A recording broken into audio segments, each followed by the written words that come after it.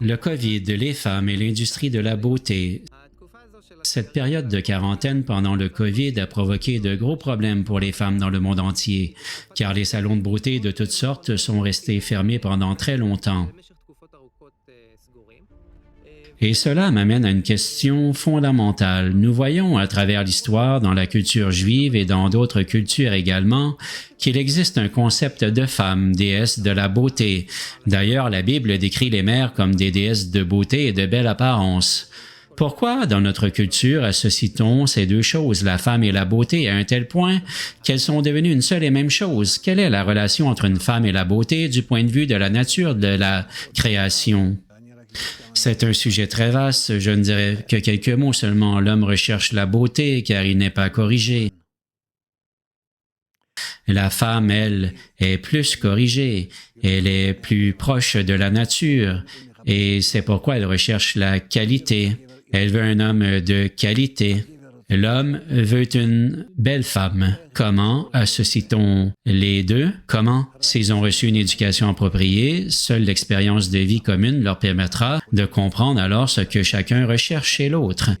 Et que l'homme recherche chez la femme la beauté intérieure et que la femme recherche chez l'homme la qualité et la beauté intérieure également. Cette expression beauté intérieure est très belle, mais qu'est-ce qu'une femme belle de l'intérieur? C'est combien son cœur est corrigé, à quel point elle est capable de se rapprocher du don. C'est ça la beauté. La beauté vient d'un cœur corrigé? Bien sûr. Comment définis-tu un cœur corrigé exactement? Qu'y a-t-il dedans? De la bonté, du bien pour tout le monde. Une femme doit être parvenue à la sagesse du cœur. Si une femme possède la sagesse du cœur, cela va-t-il la rendre belle? Oui, et l'homme parfait, non pas juste un homme quelconque, ressentira en elle cette beauté-là. C'est-à-dire que l'homme doit également être intelligent afin de pouvoir reconnaître la sagesse du cœur de la femme qui se trouve devant lui. Eh bien, évidemment, bien sûr, on ne peut pas avoir l'un sans l'autre. N'existe-t-il pas un moyen objectif de mesurer ce qu'est une belle femme, ce qu'est un bel homme, ce qu'est un homme intelligent? Il n'y a pas de... C'est dans leur intériorité, dans leur intériorité. Mais si l'on dit d'une femme qu'elle est belle intérieurement, alors nous disons d'un homme qu'il est intelligent ou sage. Alors l'intelligence et la sagesse d'un homme et la beauté d'une femme parlent des qualités intérieures du cœur? Évidemment, comment cela pourrait-il dépendre de l'apparence extérieure?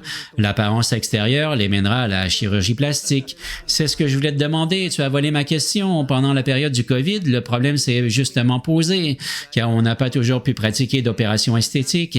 Et aujourd'hui, nous sommes dans une société où une jeune fille regarde un écran et dit « Je veux des lèvres comme celle-là, je veux un nez comme celui-là ».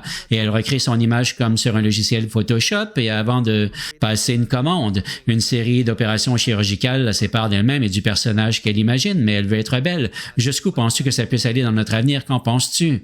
Je ne pense pas que ça va continuer. Nous traversons de tels changements intérieurs que nous allons enfin comprendre que la réussite ne se trouve pas dans ces choses-là.